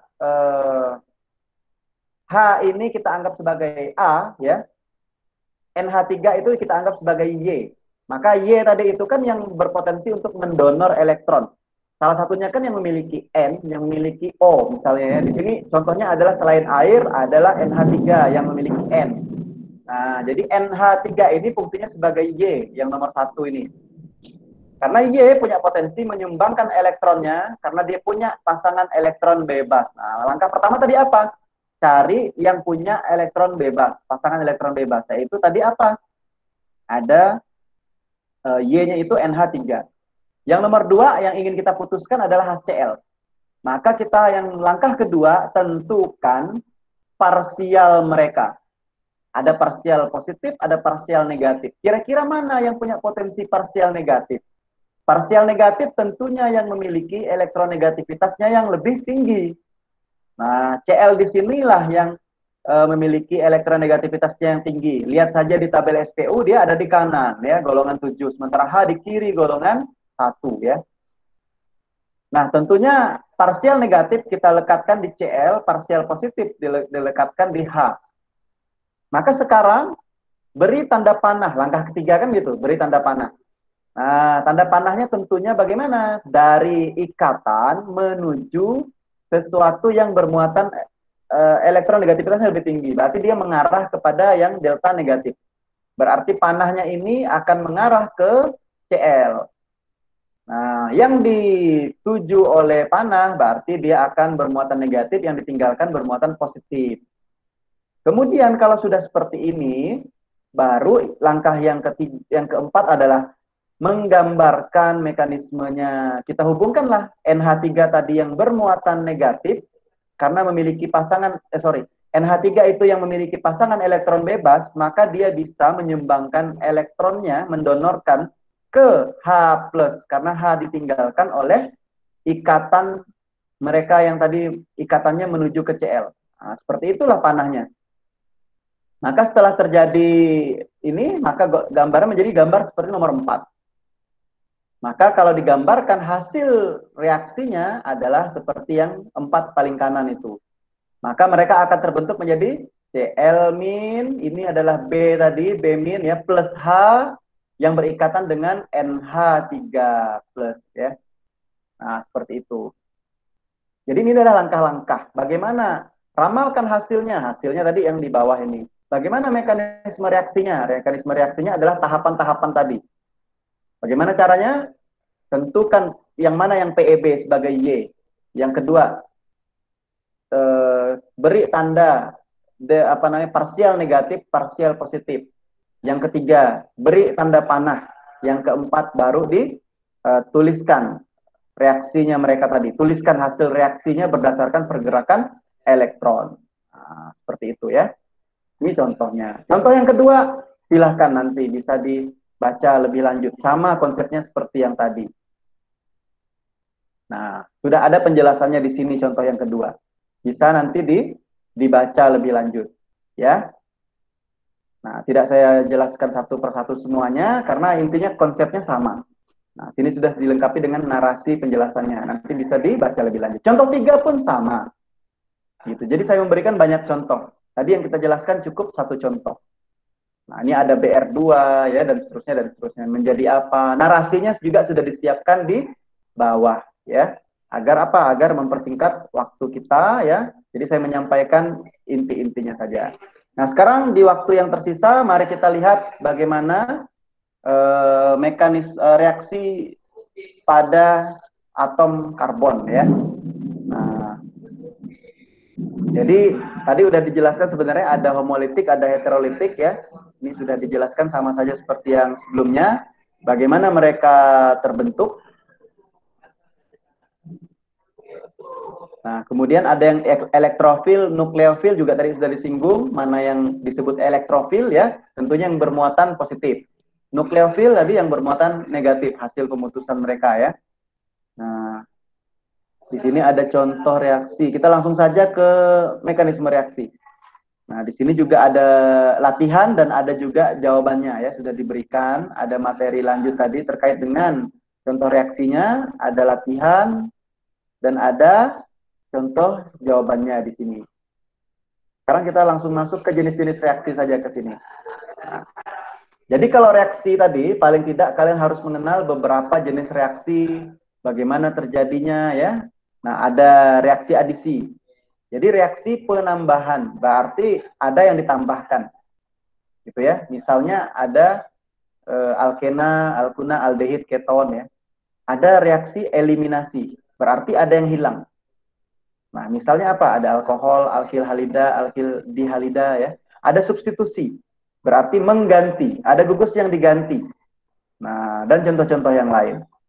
Ini ada berbagai macam reaksi reduksi oksidasi, peristaltik ya. Nah, tapi dalam tugas-tugas yang di belakang tadi itu kebanyakan reaksi adisi ya, reaksi eliminasi. Ada juga penataan ulang. Seperti itu. Nah, paling tidak kalian harus mengenal tipe-tipe reaksi inilah. Ada adisi, penambahan, ada eliminasi, ada substitusi yang digantikan, ada penataan ulang. Nah, masing-masing bisa kita lihat notasinya di gambar ini di layar ya. Kalau substitusi ya berarti digantikan yang awalnya R dengan X plus Y min, maka sekarang yang berikatan itu adalah R dengan Y plus X min ya. Yang seperti dicontohkan tadi, ada yang digantikan. Kalau adisi berarti yang awalnya ini adalah bermuatan memiliki ikatan rangkap. Kalau rangkap 3, maka setelah adisi hasilnya akan putus ikatan itu. Kalau awalnya ikatan rangkap 2, maka setelah adisi akan terbentuk ikatan tunggal. Nah, kemudian kalau eliminasi sebaliknya, kebalikan dari adisi. Yang awalnya ikatannya tunggal, setelah dieliminasi ada yang dihilangkan, maka ikatannya justru akan bertambah. Nah, kalau penataan ulang tadi konsepnya sama seperti resonansi ya. Ada perpindahan muatan. Tujuannya adalah ingin mencari bagaimana struktur yang paling stabil di antara muatan-muatan yang ada. Nah, jadi strukturnya berubah, ada muatan yang berpindah-pindah. Nah, itu yang penataan ulang. Ya. Maka kalau kita lihat adisi, maka di sini yang bisa melakukan atau mengalami reaksi adisi adalah yang memiliki ikatan rangkap ya. Baik itu 2 ataupun rangkap 3 ataupun bahkan karbonil ya, antara karbon dan oksigen. Jadi ada yang ikatan rangkap C dengan C, baik rangkap 2 atau rangkap 3. Juga ada karbon dan oksigen. Nah, misalnya tadi di aldehid ataupun di keton C rangkap 2O. Nah, itu mengalami reaksi adisi, ada penambahan. Ya. Nah, ada adisi elektrofilik, ada juga adisi nukleofilik. Ada 2 jenisnya. Jadi kalau elektrofilik tadi berarti kan suka elektron ya. Adisi suka elektron, berarti dia suka yang negatif. Berarti adanya yang positif yang ditambahkan. Misalnya pada alkena dan alkuna. Kalau adisi nukleofilik, sebaliknya. Jadi dia suka inti, suka positif. Berarti sesuatu yang negatif tadi, adisinya. Misalnya pada aldehid dan pada keton. Nah, kalau keton itu kan misalnya CO, C rangkap 2O ya. Nah, ini berarti dia adisinya nukleofilik. Nah, ini kita lihat langsung ya. Ini adalah contoh adisi elektrofilik. Nah, misalnya tadi elektrofilik kan pada apa tadi contohnya? Pada alkena dan alkuna misalnya. Elektrofilik. Nah, ini adalah alkena. C rangkap 2C. ada reagen E dengan U, itu artinya elektrofilik ya, apapun itu, misalnya H+, Nu nukleofilik misalnya Cl ya, Cl- kan. Kalau diadisikan, ya maka dia akan menjadi Nu dan E-nya itu masuk di salah satu C ini. Nah, nanti kita akan lihat ini. Kalau dia simetris tidak masalah masuk ke kiri atau ke kanan. Tapi kalau tidak simetris maka perhatikan apa namanya hukum adisi Markovnikov. Seperti itu. Nah, kalau adisi elektrofilik berarti kalau adisi nukleofilik, nah ini contohnya ya. Ada nukleofil yang masuk, ada nukleofil yang masuk, ada nukleofil yang ditambahkan. Kalau tadi elektrofilik ya, ada elektrofil yang akan masuk ya. Nah, nukleofilnya masuk, kemudian seperti ini yang bawah sampailah nukleofilnya masuk ke karbokation. Ini adalah contoh reaksi adisi. Reaksi umumnya contohnya terjadi di atas ini, R, C rangkap 2R plus HA, maka akan menjadi apa? Nah, akan menjadi RCOH ya, R dan A ini ya. Nah, ini kalau kita lihat, C rangkap 2O-nya itu menjadi putus. Ya, rangkap 2-nya diputus, kemudian O ketambahan atom yang lain, jadi OH. Nah, contoh ya kayak gitu. Jadi ada sesuatu yang putus kalau di adisi ini. Yang awalnya rangkap 2 jadi tunggal. Ada yang ditambahkan gitu ya. Sehingga ada yang harus diputuskan. Nah, ini adalah contoh di bawah ini. 3 metil 1 butena. Maka di mana terjadi ikatannya antara etilena ini, etena dengan HBr? Ini adalah adisi asam ya. Karena HBr. Nah, yang akan dihasilkan nanti bromoetana. Maka bagaimana pemutusannya? Maka C dengan C ini tadi akan putus. Nah, membentuk ini. Maka HBr tadi hanya masuk kemana? Gitu. BR-nya masuk kemana? Kalau dia senyawanya simetris, alkenanya simetris, tidak masalah mau di C yang kiri atau C yang kanan. Gitu ya. Nah, tapi kalau ini kan tidak simetris.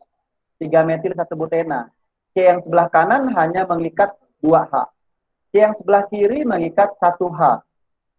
Tapi dia juga mengikat C yang lain. Ada CH, CH3, CH3. Maka kalau kita lihat tidak simetris kalau kita bagi 2 ikatan tangkapnya. Maka ini perlu hukum adisi Markovnikov. Kata kunci singkatnya bahwa kalian nanti bisa dengan mudah menambahkan, ini kan ada HBr ya, ada H, ada BR. Dari mana sih H-nya masuk? Berarti mudahnya gini. Hidrogen itu akan masuk ke karbon yang memiliki kaya hidrogen. Jadi H akan masuk ke C yang kaya hidrogen juga. Mana yang kaya hidrogen? Sebelah kanan atau sebelah kiri? Nah, kalau kita lihat C yang kanan itu, ya C yang kanan ini 2 atom H. Yang berikatan langsung ya, catatannya berikatan langsung dengan C ada 2. C yang kiri ini yang berikatan langsung hanya ada 1. Sementara yang di atas itu kan C dengan C, tidak dihitung ya. Jadi hitung yang berikatan langsung hanya dengan C. Maka kita lihat yang kaya dengan H itu adalah yang kanan. Berarti H nanti akan terikatnya di kanan, berarti BR-nya yang C yang kiri. Maka hasilnya seperti ini kan. BR-nya masuk yang di kiri. Nah, itu mudahnya. H-nya yang di kanan. Itu adisi Markovnikov kayak gitu. Jangan sampai terbalik. Nanti kalau terbalik dia anti Markovnikov jadinya. Nah, itu penting untuk apa namanya alkena yang tidak simetris. Yang tidak simetris berarti perlu adisi Markovnikov ya. Nah, seperti itu. Oke, ini banyak contoh-contoh yang lain. Nah, ini tadi kan pada alkena ya, bisa juga tadi aldehid dan keton tuh ada adisi nukleofilik. Ini contoh-contoh yang lain ya. Nah, ini contoh yang lain.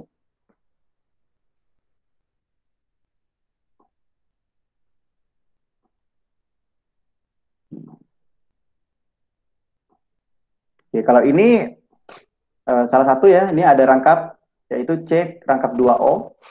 Maka di sini ikatannya bisa putus menuju ke O ya, menjadi O-nya parsial negatif, maka parsial negatif ini bisa berikatan dengan H.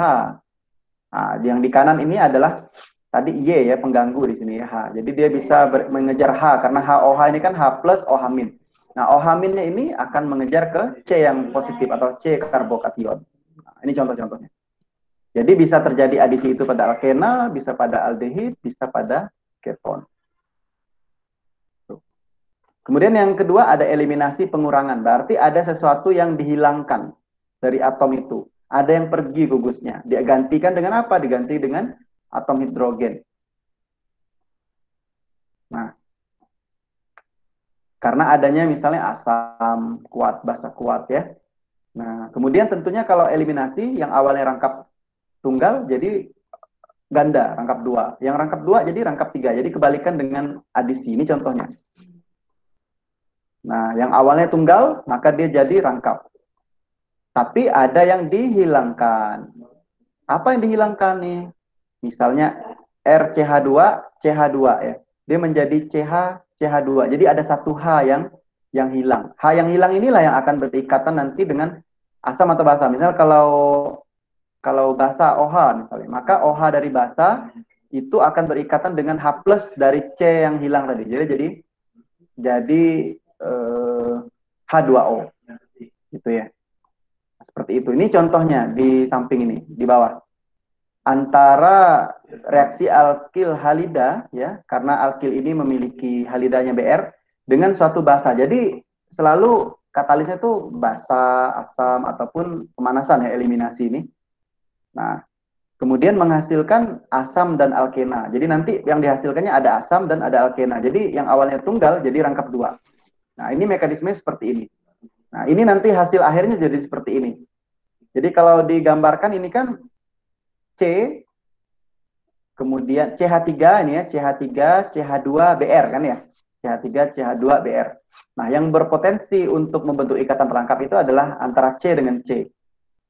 Sementara Br itu jadi gugus pergi. Br-nya gugus pergi berikatan dengan H, nanti jadi HBr. Jadi akan terbentuk asam dan akan terbentuk alkena. Ini mekanisme reaksinya, penjelasannya seperti ini. Jadi ada basa OH di sini.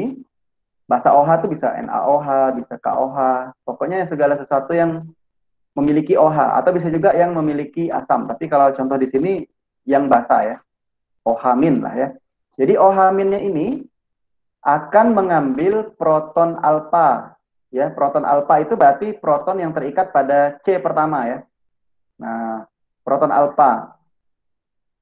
Jadi dia akan menjadi H2O. Jadi OH berikatan dengan proton atau berikatan dengan H alfa itu akan menjadi H2O. Selanjutnya elektron ikatan yang tertinggal, yang ditinggalkan, tentunya kan akan menjadi kalau H-nya hilang berikatan dengan OH, C itu kan menjadi karbokation. Nah, itu akan mengalami hiperkonjugasi bersamaan dengan lepasnya gugus pergi ya.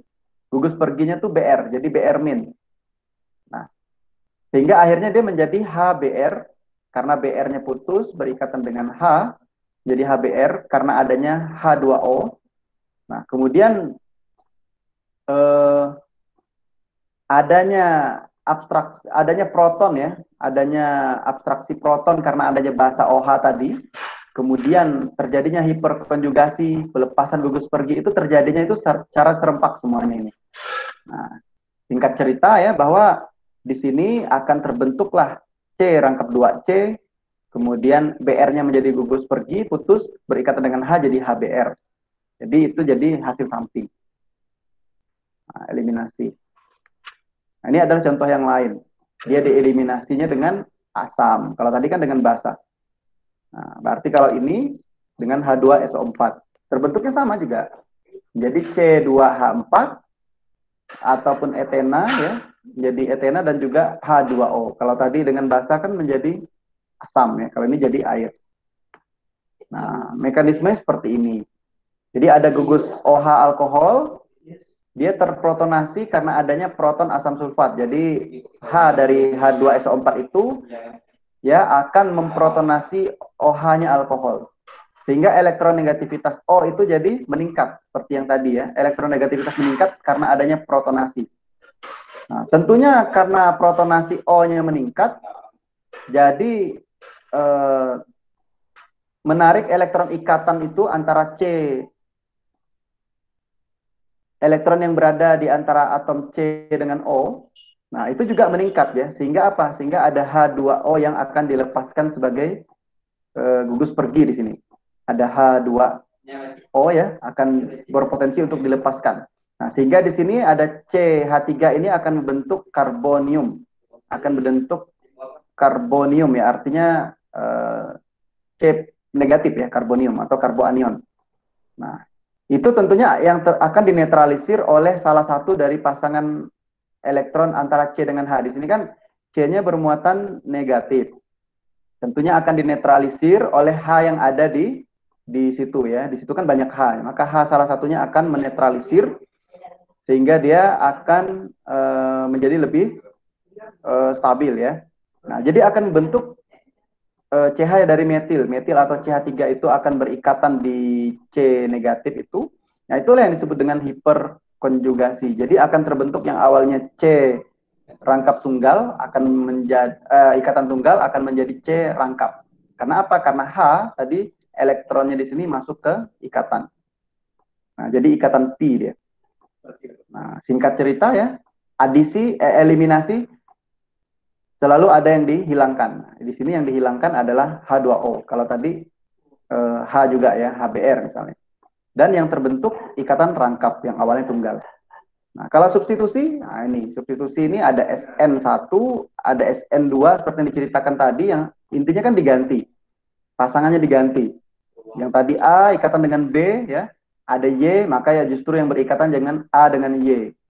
Seperti itu. Plus B ya, dia berpisah. Nah, ada SN1, ada SN2, substitusi nukleofilik SN1, SN2, ada juga substitusi elektrofilik E1, E2. Nah, kalau substitusi elektrofilik ini nanti dia di senyawa aromatik. Kalau kalian belajar senyawa aromatik, ya maka akan melihat substitusi elektrofilik. Jadi ada E plus ya, ada sesuatu yang bermuatan positif yang ditambahkan ke struktur benzen yang menggantikan untuk menggantikan H dari benzen itu. Nah, kalau di sini yang misalnya pada alifatik dan juga aromatik bisa substitusi nukleofilik, berarti ada nukleofil, ada sesuatu yang bermuatan negatif yang ditambahkan. Nah, SN ini ada 1 dan ada 2, tergantung prosesnya yang bagaimana. Jadi ada yang spontan, ada yang perlahan lah intinya. Nah, ini kalau yang 1, ini dia bertahap.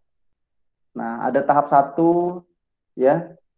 Tahap 1, jadi ada di sini misalnya CH3X, maka tahap 1 itu bereaksi lambat, dia akan menjadi positif C-nya dan X-nya min ya. Kemudian tahap 2-nya barulah akan membentuk yang di bawah itu. CH3Y ya. YCH3. Nah, jadi reaksinya bertahap. Nah, kemudian kalau artinya kalau yang SN1 itu dia bertahap tapi langsung putus ya, langsung putus antara Y dengan X. Tapi kalau SN2 di sini dia tidak diputuskan tapi dibentuk parsial. Nah, dibentuk parsial dulu. Nah, misalnya di sini ada X, maka X itu baru lepas kalau ada Y yang masuk. Jadi di sini dia tidak langsung tapi udah berikatan semu dulu ya, ada bentuk parsial, baru dia terpisah gitu ya. Nah, jadi tahapnya 1 langkah kalau yang SN2 ini. Jadi X min itu baru lepas kalau Y minnya masuk, dan prosesnya itu 1 tahap saja atau dia bersamaan, langsung sekaligus gitu ya. Ada yang masuk, yang keluar itu bersamaan.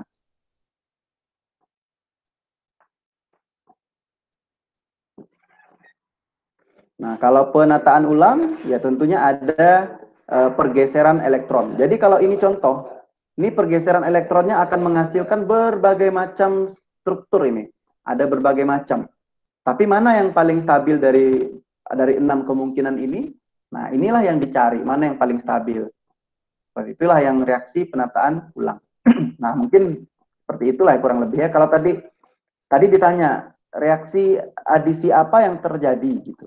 Nah, untuk reaksi adisi ini kan ada 4 macam ya, paling tidak ya. Ada adisi halogen. Nah, kata kuncinya tadi di soal yang paling belakang, kalian lihat siapa yang diadisi. Kalau dia ada Cl2, Br2, I2, berarti ini adalah halogen, maka kita sebut dengan adisi halogen. Atau prosesnya disebut dengan halogenasi. Nah, kalau diadisinya oleh H2 atau hidrogen, maka dia jadi adisi hidrogen atau hidrogenasi. Kalau dia diadisi dengan air atau H2O, ya, dengan H2O maka dia adisi air. Kalau dia diadisi dengan sesuatu yang asam, Ha atau HNU, maka jadi adisi asam. Nah, ada 4 adisi. Nanti di soal yang belakang kan termasuk adisi apa ini? Nah, itu nanti bisa dijawab. Kemudian kalau alkena yang tidak simetris, maka ingat ada hukum adisi Markovnikov. Ya, ini adalah contoh reaksi umumnya. Kemudian adisi halogen Cl2 misalnya halogen ya tinggal masuk ke kiri masuk ke kanan tidak masalah. Karena Cl dan Cl. Demikian juga adisi hidrogen lebih gampang ya H2. H masuk ke kiri kanan tidak masalah. Tidak ada terbalik dan sebagainya karena sama. Tapi kalau adisi air, adisi asam, nah itu bisa berpotensi terbalik. Maka perhatikan hukum adisi Markovnikov. Karena H2O itu kan H plus OH min. Kalau dia ini simetris, tidak masalah ditukar. H-nya yang di C kiri, O-nya yang kanan, atau sebaliknya boleh. Tapi kalau tidak simetris, perhatikan hukum adisi Markovnikov. H akan berikatan dengan C yang memiliki banyak H. Nah, seperti tadi ya, hukum adisi Markovnikov. Demikian juga adisi asam. H-nya akan terikat pada C yang kaya akan hidrogen. Oke, seperti itu ya. Nah, mungkin itulah gambaran jelas ya materi kita ya.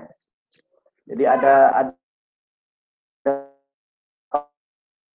materi kita rangkum. Jadi reaksi kimia itu secara umum ya terbagi menjadi 4 macam. Nah,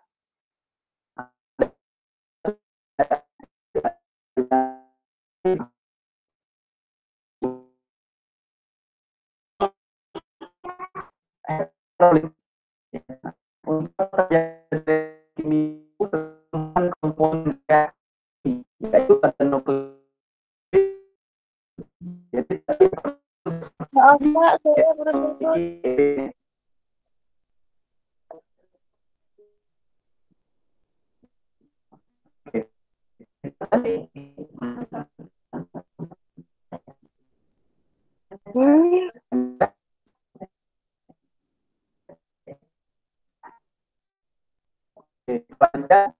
Kemudian elektrofil terjadi itu ada karbon yang merupakan penyusun sehingga membutuhkan komponen yang sama. Nah, kemudian Maaf Pak, suaranya putus-putus.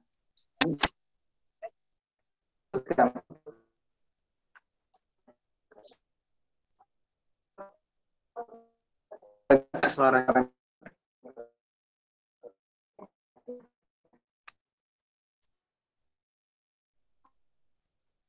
nah, ini ada langkah hilang yang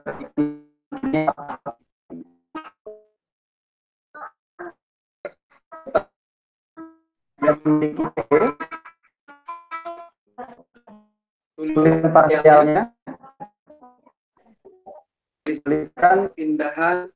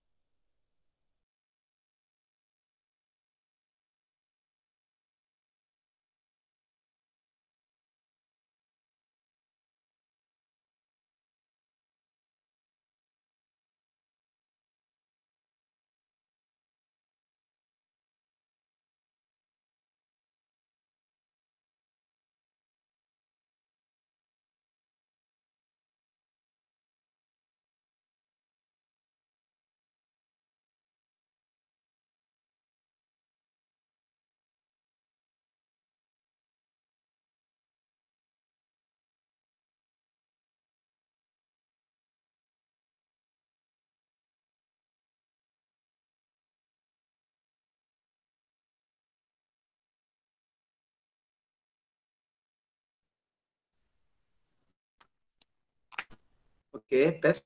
Masih terdengar? Iya Pak, baru ada suaranya Pak. Oke.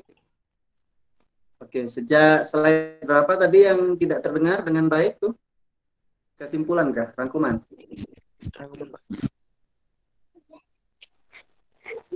Iya Pak, di rangkuman. Rangkuman, oke. Jadi ingat ya, tadi terputus ya. Oke, jadi intinya tadi di rangkuman itu bisa 4 reaksi tadi ya. Kombinasi penataan ulang reaksi adisi ya. Kemudian bagaimana tahapan dalam menggambarkan mekanisme reaksi tadi ada 4 tahapan. Nah, itu yang menjadi dasar nanti untuk pendalaman materinya. Karena kalau hanya mendengarkan tanpa kita menuliskan secara langsung, ya akan sulit ya. Jadi harus banyak berlatih. Ya. Ini latihannya bisa 1 kelas ya. Oke, mungkin demikian saja ya. Nanti ada beberapa ini. Ada menuliskan hasil reaksi, tuliskan hasilnya, dan tuliskan mekanisme reaksi. Berarti tuliskan tadi mana yang memiliki PEB, gitu ya, mana yang parsialnya, kemudian tuliskan tanda panahnya dan sebagainya. Kemudian ada soal mana reaksi apa yang terjadi pada senyawa berikut. Nah, reaksi adisi 4 halogen, adisi nasi ya, air, adisi asam, adisi hidrogen ya, itu diterapkan dan sebagainya. Nanti silakan bisa dikerjakan ya. Oke, mungkin dengan sudah lewat waktunya, saya mohon maaf. Pertanyaan ditanyakan di Google Course ya, kemudian silakan bisa diselesaikan, dikerjakan tugas rumahnya dan bisa sebagai latihan. Oke, kita akan lanjutkan yang alkana dan siklo alkana. Terima kasih, selamat sore. Assalamualaikum warahmatullahi wabarakatuh. Waalaikumsalam warahmatullahi wabarakatuh. Terima kasih Pak. Waalaikumsalam warahmatullahi wabarakatuh. Terima kasih Pak. Terima kasih Pak.